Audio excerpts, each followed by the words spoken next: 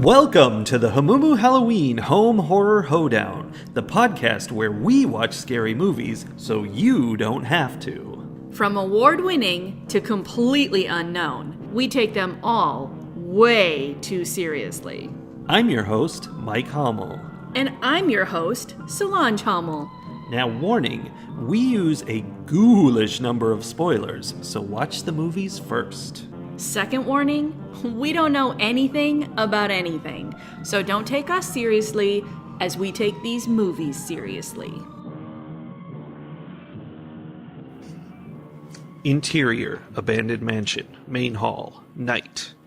The main hall of the abandoned mansion is dimly lit by flickering candles scattered around the room. The air is thick with dust, and the walls are adorned with eerie portraits of long-forgotten residents. The group of friends cautiously explores the hall, their footsteps echoing against the wooden floorboards. Jason, the skeptic of the group, scoffs as he examines one of the portraits. "This place gives me the creeps. Can't believe we're wasting our time here." Suddenly, the candles begin to flicker more violently, casting dancing shadows across the room. The friends exchange nervous glances, sensing that something is not right. Sarah, the adventurous one, steps forward, drawn to a strange symbol etched into the floor. Guys, look at this! The others gather around as Sarah kneels down to inspect the symbol. It resembles a twisted sigil. That also means symbol. Its meaning obscured by centuries of neglect. I think it's some kind of ritual symbol. Before anyone can respond, the temperature in the room drops drastically, causing their breath to mist in the air. A low, guttural growl echoes through the hall, sending shivers down their spines. Jessica, the group's voice of reason, grabs Sarah's arm, her eyes wide with fear. We need to get out of here, now. But as they turn to leave, they find their path blocked by a shadowy figure standing in the doorway. Its features are obscured, but its presence radiates malevolence. Who or what is that? The figure advances slowly, its movements jerky and unnatural. Panic sets in as the friends realize they are trapped in the mansion with something far more sinister than they could have imagined. The figure lets out a blood-curdling shriek, and the friends scream in terror as darkness envelops the room. Fade to black. This scene is intended to build tension and set the stage for the supernatural horrors that unfold throughout the movie. Or what I hate about that is that there's nothing really wrong with it. It's not badly written. It's just so basic and generic and has nothing to it. And that makes me think that a lot of zero-budget movies are just going to be AI all over the place for the rest of time. I mean, it's not that far off from zero-budget movies already. It's exactly the same. It's that same thing that I've said before where, like, ChatGPT or AI programs can write or be creative at, like, a 5th grade level. Like, It's so beginner. They're like, I have learned these rules, and I am going to apply these rules. And so many of the crappy Hollywood writers are at exactly that level, so it's indistinguishable. That's all well and good, but this week's movie, Dark Harvest from 2023, Yes. was not written by ChatGPT. As far as we know. I feel confident in saying it was not an AI written movie because it felt put together in a way that AI movies would not. Well, you know what it did was it told an original story. Like, I see connections to things like the lottery and other stuff, but it was an original concept and not a malevolent entity walking jerkily. True. Although it did actually have one of those. I was going to say, but I see what you're saying. Like, it wasn't just like this generic, this thing existed. The movie was all about why the thing existed. It was. And it's funny that you should say the lottery, Shirley Jackson's classic short story that so many of us were made to read in high school. Indeed. Because that is one of my most favorite short stories. It is one of the stories that is in my head that then is foundational to any other story I try to create. I know, you did one of those. It is part of the AI training in my brain, right? And as I was watching this, I was like, oh, we found a movie that ticks all of Sully's boxes. Yeah, it was fantastic. It reminded me of that story as well.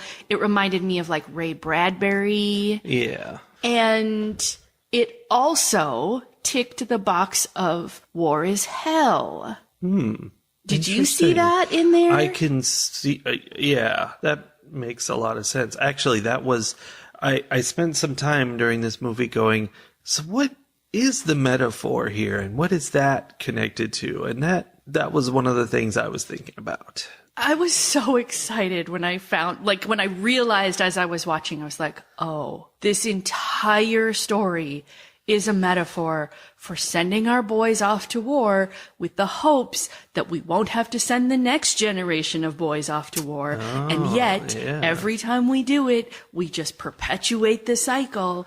And eventually there are some parents who go, you know what? I'm not doing this anymore. And some boys or, you know, whoever, young people who say, I don't want to play this game. I don't care what prizes you give us for winning at the end. There's no winning here.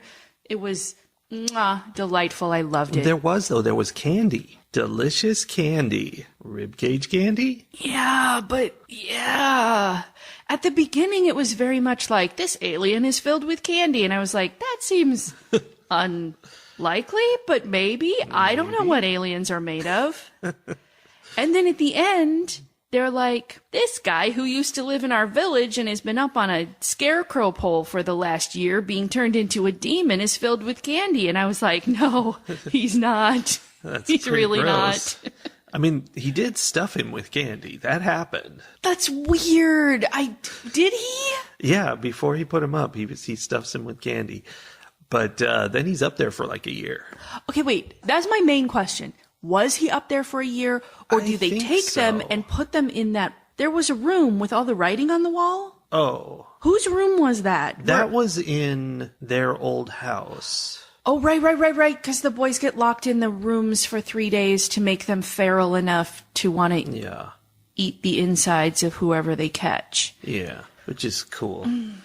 So, this movie takes place in the 50s, and it's in a weird little town that nobody gets to leave, generally. Mm-hmm. Which is a very small town thing. Like, that's the metaphor for a small town. Like, no, there aren't necessarily barricades keeping you in, but most people don't get to leave. But there is a cop who keeps you in. And every year at Halloween, not all, but lots of teenage boys of the town, I think probably like a certain age or something. I think it's like the seniors. Yeah. And I think it's like, there's definitely racism and sexism baked into the process. Yes. They all are locked in their rooms for 3 days without food or water, which seems problematic. And then set loose to go hunt down. It's weird because it seems kind of backwards. Like a monster comes out of the fields and starts murdering people, and they're all out there to kill the monster, which is weird. Like, I mean, it seems like the monster would be doing the kill. Like, they're aggressively going after the scary monster, which, poor monster. I feel bad for it. I mean, there's this whole, like, village lore about how this monster appears once a year and it has to be killed in order to protect the crops. You know, that's... Yes. Even in the 50s, it's protect the crops. Yeah. Oh, and the monster is Sawtooth Jack, who has a pumpkin for a head, sort of. It's like mutated. And even though his name is Sawtooth Jack, he has very square, flat teeth. I mean, he's got jack-o'-lantern teeth. There's only so much you can do with a pumpkin. I mean, jack-o'-lanterns could have... I mean, it's easy to cut triangles. I think you should write a letter to the Harvest Guild. I'm just saying, like... Why is his name Sawtooth then, if he's not a sawtooth of any sort? I mean, it's the lore. It's to make him scarier. That's a good point. I don't know. So they keep the boys locked up. Then they release them like hounds at a rabbit. And they have to find this monster and kill it before the monster gets to the church at midnight.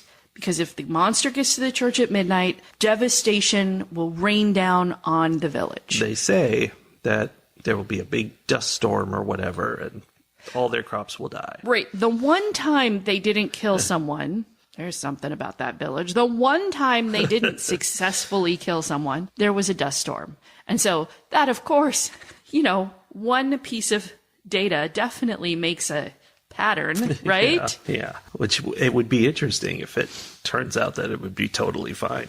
Yeah, it was just a weird coincidence that day. Anyway, they all think that bad things will happen and devastation and such. So they have that motivation, but then they also have the motivation that whoever wins, and the winner being the one who kills the monster and like eats its candy heart or something, I don't know. The family of that kid gets a check and they get a fancy house and like they get to move up in the world. Yeah. And that kid gets a fancy car and gets to go be the emissary to the larger world. He's the only one who gets to leave town and just go enjoy the world. Or does he? Which it was immediately obvious that he does not. Well, because the whole thing was that he left his little brother behind, and then his little brother, who is now ineligible to participate in the run. Yeah, you can't get 2 houses and cars. Like, his brother wants to participate because he feels like he's lived in his brother's shadow, his older brother's shadow for all this time, and blah, blah, blah, which again is very small town 50s, like, my football hero brother is taking all the attention from me. Yeah. So I'm going to roll cigarettes into my t-shirt sleeves. So the only way to make that be as horrific as it needed to be was for there to be some connection between the younger brother and the monster. And there was only one connection that could be possible what could there. It be? Exactly. I don't know. Like, that was a twist. It was a mid-movie twist, but it was like... Was it a twist or was it a mild turn? Yeah. It was a curve in the road. I don't know. I feel like they kind of expected it to be something of a twist, but like, duh. Mm-hmm. That's how I felt too. I'm like, oh, this isn't gonna hit the way you think it's gonna hit. Yeah. I mean, it may have for some people, I guess, but it felt very obvious to me. Yeah. Well, it was clear... like the real monster is this system, not the monster. Mm-hmm. And so you knew they were up to no good. Yeah. So speaking of the monster that is the system. Yes. Girls were not allowed to participate. No girls, obviously. There were hardly any girls in that entire town. There were like 2. two young girls and then like a couple of moms. Yeah. And that was it. Yeah. It's just a pack of boys. Anyway, girls were not allowed to participate. People of color were not allowed to participate. No. Or if they were like direct, like they could, but they weren't supposed to win. Well, that makes it worthwhile to be starved for 3 days. And then people with wealth I don't know if it was weren't allowed or weren't required to participate. No, that makes sense. Which, of course, all of those things feed into the allegory of this being a war is hell movie. Although, why would they not want people of color to get drafted? Oh, but here's the thing. That's why I said, it's not that they couldn't participate. They just can't It win. was fine for them to run around and do the things and have the risk and whatever. They just weren't allowed to win. Yeah, that makes sense. Yeah. And then, of course, the wealthy people were able to opt out. Mm-hmm. There were the kids who were like the conscientious objectors. Yeah. Who were like, I refuse to participate in this. And then they like holed up in a bunker somewhere together. Yeah, this weird like bunker on the side of the road. It was like a storm cellar, but it was just on the road. It was. And when I realized that, I was like, is this a storm cellar for something else? Like, is this in case another dust storm comes? Or did these kids like spend the past year building this bunker to hide in? And if so, why did no one in town say, that's cheating? Well, I don't know. It didn't work, I'll tell you that. No, it did not. Because that monster went through that bunker like a buzzsaw. Yep, and they were just all gone, which, what does that mean? It's just fun. Maybe. I mean, it's maybe making a statement about how you don't get to opt out of the system. The system will buzzsaw right through you. Oh, won't it though? Yeah, so the promise of the motivators to get these kids to participate were either I'm doing my duty in protecting the village, or I'm going to get my family literally to the other side of the tracks. Like the east side kids had to participate, the west side kids did not, right? Yeah. So I'm literally going to like put a star on the belly of my family. We're going to be star belly sneeches after this. And star belly sneeches don't have to chase the monster. Yeah, I mean, there's definitely some lessons to be had in all of this. Should we talk about Sheriff Rick? He was not nice. He was bad. He was part of the Harvest Guild. Yeah, he was a big part of maintaining the system, and he was really aggressive about it. Mm-hmm. I mean, he was a true fervent believer of the system, right? Like he was in hook, line, and sinker. He was one of those, like, not only do I believe in the sacred duty of the military, but this has become part of my religion as well, and it is my entire identity within this village. Like, he was all in. So this happens every year. Where are all the adult winners? I mean, they become the monster and then they get killed the next year. Were you not watching the movie? That's a good point. All right. This isn't the Hunger Games. Yeah. I feel like I just lost track of things. I'm having a hard time thinking this morning. Do you want to go back and not have that question be a part of this podcast? I think it's okay. Because I did run into that question a few times while we were watching, and then I'd have to be like, oh, wait, no, I know where they go. So did all these old guys participate when they were young? Absolutely, they participated. Absolutely, they and that's did. part of where their fervor comes from, because they went through it. Everyone else has to go through it too.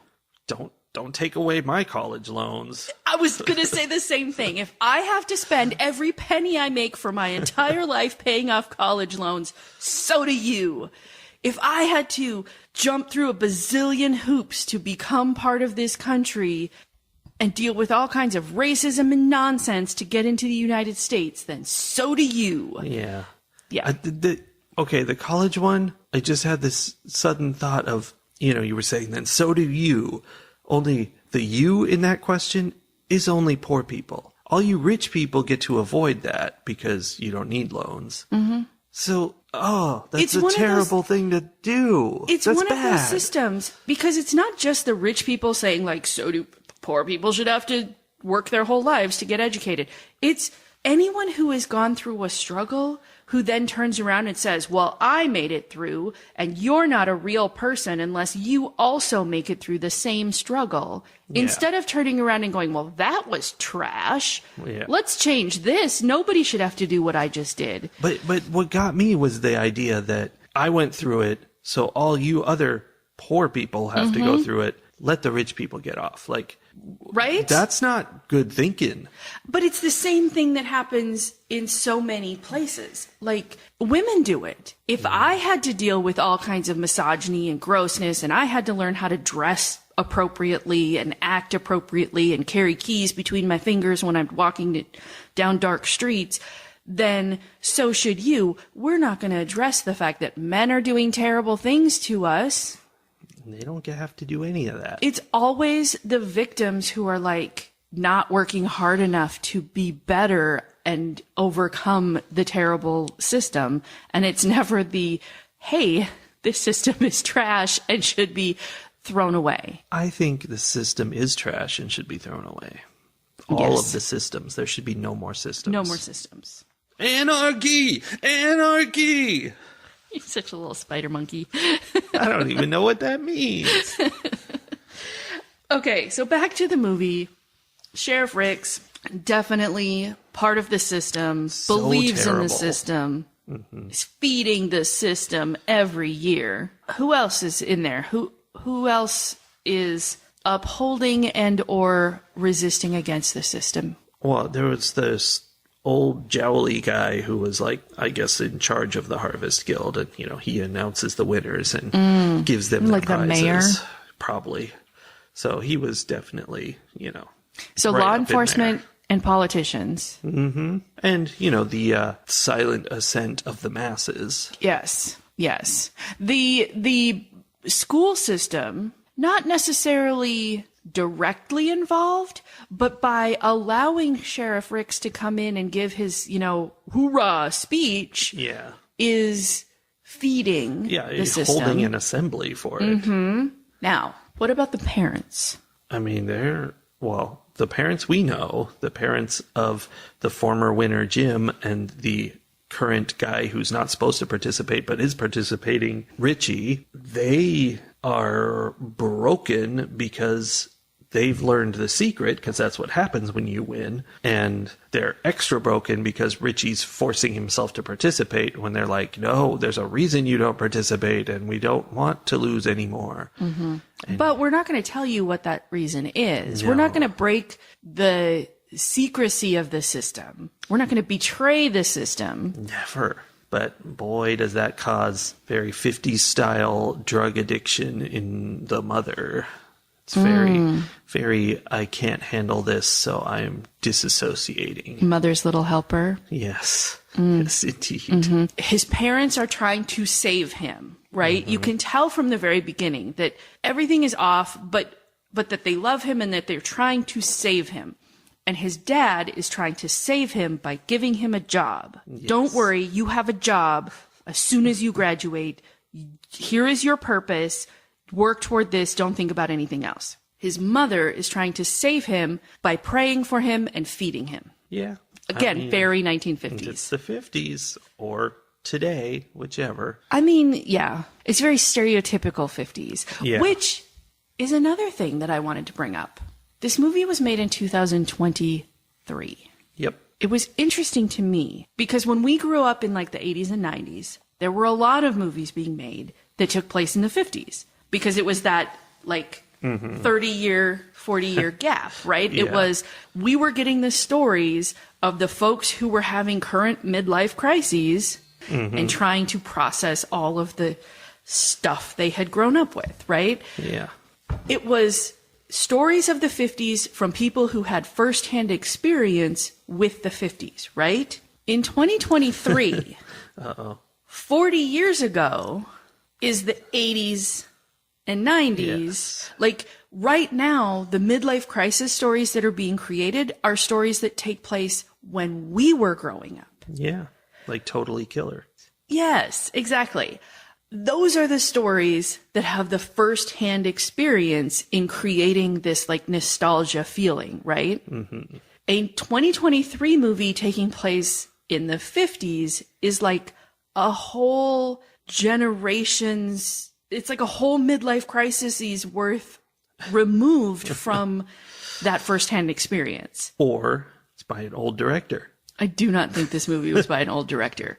This movie felt like it was made, it was set in the 50s and written by someone who had only ever watched a bunch of movies that took place in the 50s that were made in like the 80s or 90s. They were not movies about the 50s made in the 50s. Yeah. They were movies about the 50s made many decades later. And then somebody watched all those movies and pulled out the like white t-shirts, dark jeans, black boots, cigarettes, Lots of cigarettes. greasy hair, like the very specific things that we now consider like iconic for the 50s, but it's missing the reality of the 50s. It's only the stereotype now. Yeah. It's like how 80s music today is only the top 1% of what actually came out in the 80s. The rest has faded away. And only these very indelible images of the 50s are still here with us today. Yes. And I do want to note that one of my earliest notes on this movie is just the numbers 1963. So it's very possible this movie actually took place in 1963. I mean, that makes sense. Which I think, especially if you're talking about a rural community in like the center of the country that's isolated from very isolated everything else, like it would make sense that it would feel more stuck in the past. Yeah. And also, I grew up in the 90s, so like what do I know about the 50s or 60s or the distinction between the late 50s and the early 60s? I mean, I don't have know. that. Just that was the number I found. But 1963 makes me think Vietnam, which interesting connection. Well, I mean, that makes perfect sense in the sense that this movie very much feels like it was about the draft. Mm-hmm. Which makes you wonder, going back to midlife crises, maybe this is the story of someone who participated in the Gulf War or Afghanistan. And obviously they weren't drafted for that, but they know the horrors of war, and they're like, I want to complain about war. So but I want to remove it do. a little. Right. I want to take it a step away from, I don't feel good about making a movie saying what I did and what my generation was doing. Like, that's too close.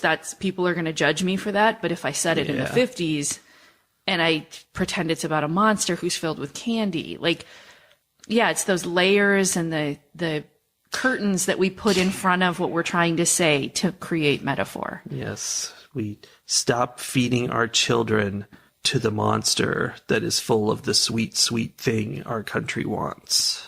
Oil? Yeah. Gotcha. Yeah, that's an interesting idea because, so I graduated in 1996. So I remember sitting in high school classes talking about what was going on in the Gulf. And I remember us having conversations about whether the draft was going to be reinstated. I remember that too. And who would be involved. And like in the 90s, if they reinstated the draft, would women be included in it? Mm-hmm. Like it was a big deal because myself and all of my friends were about to turn 18. Yeah. And like I had, as I have mentioned multiple times recently, I had read all the anti-war books and all the anti-war books very much treat 18-year-olds going off to war as like nothing but cannon fodder, right? Yeah. Like it's sending the ducklings out into the street, right? Like they don't have the experience to keep themselves safe. So I remember very much having this fear that people I knew who I had been in school with for, the last 10 years were going to end up being shipped off and that I was going to experience a Vietnam-like thing. Yeah, I remember that. And I was like 20 or 21. So I was like, this better not happen. It did not happen. Spoilers.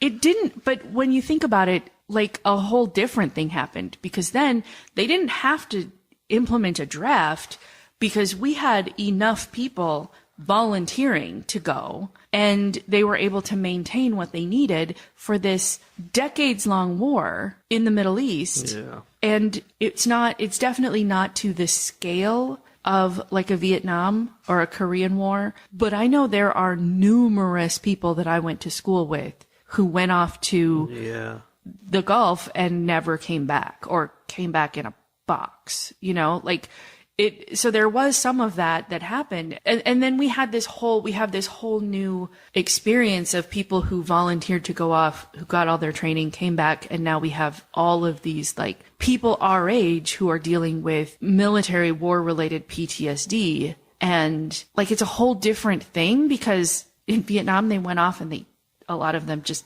never made it back. And we had more of them come back, but they come back broken because when you teach someone to murder people and you give them traumatic brain injuries and, disable them in various violent ways, they come back and they're not quite sure how to reassimilate into the real world. Yeah, it messed you up real good. It was very fascinating to me, though, that they were able to take all of these big concepts and put them into this movie that very much felt like an entertaining short story. Like, there were deep layers to this. Artistical, you would say. I would say. But in a short story kind of way. This wasn't like a Hurt Locker or a, Black Hawk Down or, it wasn't that kind of war is hell movie. It was putting all of that war stuff under this thick layer of, what if we created this imaginary world where this monster came once a year, So it was a Twilight Zone episode. Kind of, yeah. Straight out of the 50s. Yes. And then these kids are so hungry because they've been starved. They go out into the world, and a lot of them, that makes them want to go get that monster because he's full of candy. But others are like, let's get into that butcher shop, and the butcher's standing outside his butcher shop with a shotgun going, you kids aren't coming in here. Right. I don't want you to eat actual food. You have to go eat the monster. You can't have dinner until you have your candy.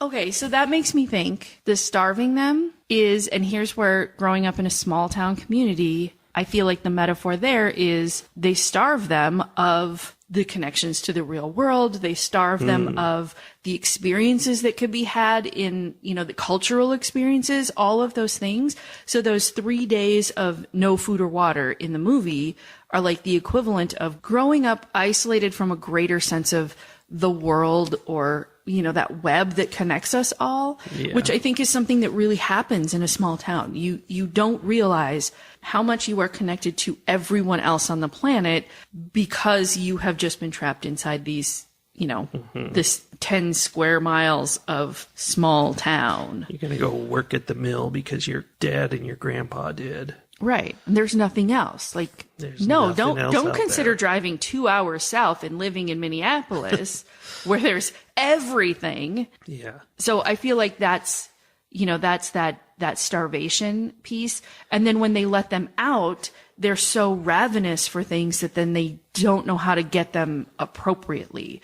So they will commit crimes to get what they want, or they will, they go kind of wild. On Rumspringa. Right? I mean, kind of. It's funny because it makes me think of football rivalries in these rural communities and how they are out for the blood of these other high schools. And it's like life or death. It's like, kidnapping mascots and stuff, and they'll get in fist fights and beat up each other. Beat the candy out of each other. They'll beat the stuffing out of each other over something that doesn't matter in the slightest, and they could just be friends with these people because that's kind of what they've been built into. Absolutely. It makes me think of the Little Brown Jug game. Tell me more. The Little Brown Jug game. Every year there was a football game right before our homecoming dance, I guess. I don't know. It was like, it's in the fall. It was in October. There was a football game. It was between the school that I went to and the school like a few towns over or next town over. I don't even know. I mean, these were people who spent a lot of time, like these kids spent a lot of time with each other. I'm sure there were family connections because we were so close. There were definitely like sports connections in the sense that you would see these other kids at lots of other sporting events because there were only so many kids in rural Minnesota. Yeah. Like doing sports in rural Minnesota, northern Minnesota means that like you travel hours away to get to other communities where you can have a football game or you can have a track meet or you can have a volleyball game because there's only, we're all spread apart, right? So this was one of the neighboring communities. We would have this football game and whoever won the football game, whichever school won the game that year, got to keep this like clay jug called the Little Brown Jug, and it was put in your trophy case for the year. And then the next year you'd play the game again and whoever got it. And I am sure that like that Little Brown Jug tradition was not new when I was in high school. And it had the souls of 1,000 demons inside it. Probably did. And it's probably still happening now. Like, I don't know. Did the like winning quarterback of each football team get his soul stuffed inside the Little Brown Jug? Absolutely. I don't know. 100%. That's exactly how it works. But there was this deeply antagonistic relationship between my school and this other school. Yeah. To the point where like you couldn't be friends. You couldn't date someone from that other school. Like they were the enemy. Yeah. That's so weird. So you grew up in a much bigger place. Yes. Did you, like, I'm curious how that, because there were less than 100 people in my class, right? Like, I literally knew everybody in my grade and the grade above me and below me. There were 1,000 in my class. Right? How does that translate to a bigger community? Especially, like, in Southern California, everyone's nearby. Like, you barely have to go 4 minutes to get to another town. Well, the secret to that is I've never been involved in any way in any sport ever, so I know nothing about what was going on. I mean, not even from, like, your sisters were in sports, weren't they? They danced at the Super Bowl one year. For real. Uh-huh. They were on TV. At the Super Bowl or the Rose Bowl? Was it the Super Bowl? It was the Super Bowl. It was very I exciting. mean, not that they were like cheerleaders for one of the Super Bowl teams, but they were, the school sent a group to do something before the game. I don't know how it worked, but they were there. Weird. So you don't know if there were like strong rivalries. I attended a different high school for one class a day in my senior year, and they let me in. So, But those were two schools in the same city, right? no, not technically. Oh, interesting. Different towns.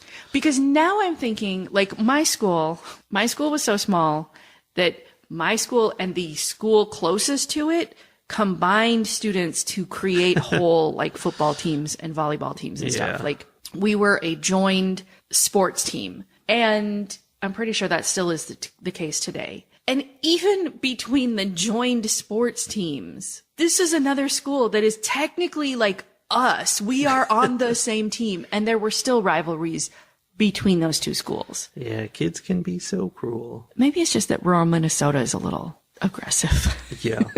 It's a scary place. Yes. We were chill in California. Were you? Uh-huh. I was. Is that because you were a nerd? I was a nerd. Good thing that's over.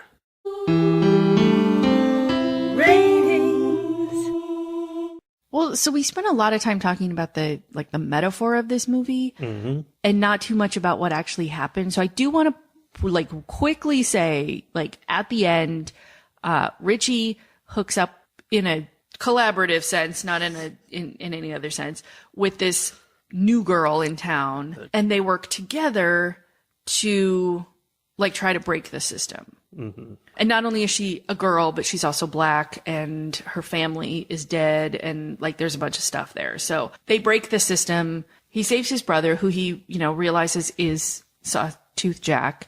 His dad gets in on the action, decides he's no longer willing to feed his children into the system. He disrupts things a little bit. It's not a happy ending because a lot of people end up dying in the disruption of the system. But the girl, Kelly, does end up getting out of town, which I think is I think that's a realistic idea of what happens when you break the system. The people who go up against the system are not just going to win, right? They definitely didn't. And a lot of people end up being hurt in the process of tearing a long-standing system down. And then there was that moment of but the reason we're doing that, the reason we sacrifice to tear a system down is because at some point, someone gets through to the other side. And that's the person that we're doing this all for, is sort of what it felt like to me. Okay, but didn't the system just continue unchanged at the end? No, because the dad goes and gets Richie, who is now Jack, yes. down and tells him to burn it all down. Oh, yeah. Yes. And that's the thing. If you're going to burn the system down, people are going to get caught in the fire, right? Mm-hmm. And that's when the dad decided, trying to protect my family from the system by working within the system didn't work. My wife is dead. My sons are both dead. I'm going to be dead soon. The community has been destroyed. There's nothing here. There's no reason to keep protecting the system. It's actually best if we literally burn this town to the ground. And as long as this one girl gets out, there's hope for the future. Yeah. Which doesn't bode well for us. When I apply that to current days, we're trying to change a whole lot of messed up systems. And it doesn't bode well for those of us who are here well, got to burn all this to the ground. Mm-hmm. Okay. Yeah. Anyway, I very much enjoyed this movie, both on the surface of being a kind of Ray Bradbury, Shirley Jackson, Twilight Zone kind of short story. And I obviously got into it in terms of what it was a metaphor for and what it was saying. And it feeds my socialist burn the system down soul in a way that a lot of movies do not. So, and I thought it was well done. I thought, I didn't have any complaints about the acting or the artistic choices or whatever. There were it was a little simplistic in terms of what the 50s looked like, but overall I thought it was very well done. So I am going to give this movie 4.5 Corvette belt buckles out of 5. Okay. I'm on board with the things you said. The ending was a letdown for me because of how Kelly and Richie drive out. Well, they're trying to drive out of town, but they get stopped and confronted by good old Officer Ricks. Mm-hmm. And hooray, they beat Officer Ricks, but then the mysterious man who runs the cornfield takes Richie out. And through all of this, Kelly's just sitting in the car waiting. And it's like, it's missing, you know, like she had an opportunity to save the day there and stuff like that. Like, it's missing that, like, heroics, basically. Mm-hmm. But again, it's about you can't just beat the system, which is a shame because the system seems very incompetent and lame here. But that's how the systems are in real life, too. They're all incompetent and lame, and yet you still can't stop them. Yeah. There's a momentum involved. That's true horror. Mm-hmm. Yikes. 4 Corvette belt buckles out of 5. Okay. Burn it all down. Just like Kelly burned down the farm and the mine shaft, which, how do you burn down a mine shaft? I mean, I guess all the support timbers? I guess. I don't know. I liked Kelly. Mm-hmm. But I hadn't really thought about it, but you're right. She was she held back at the end. She was weak.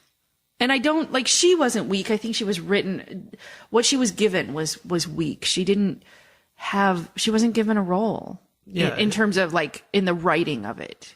They forgot that she could have done a thing. I mean, the women in the 50s, they just got to sit quietly in the car and follow directions. I guess. I liked toward the end, and I don't remember who was asking this. I don't remember which 2 characters were saying this, but one character said, you know, what have you done? And the other character said, what had to be done? And then the first character was like, but what have you done?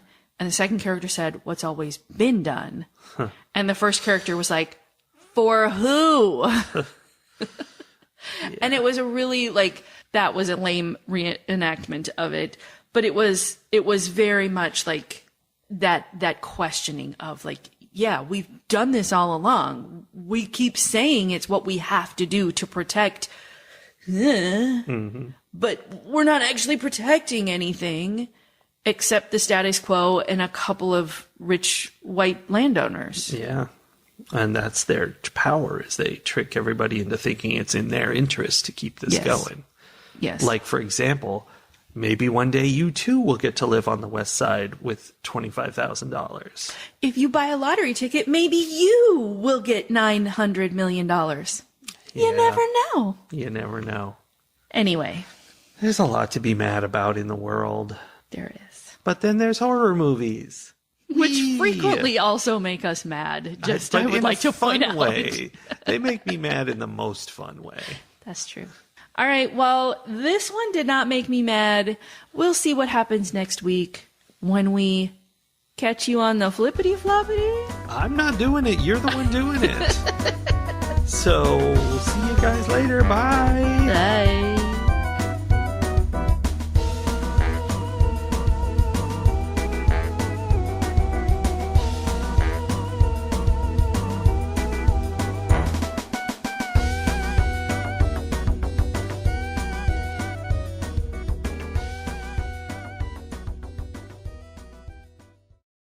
I'm tired of doing this podcast. Let's have AI do it instead.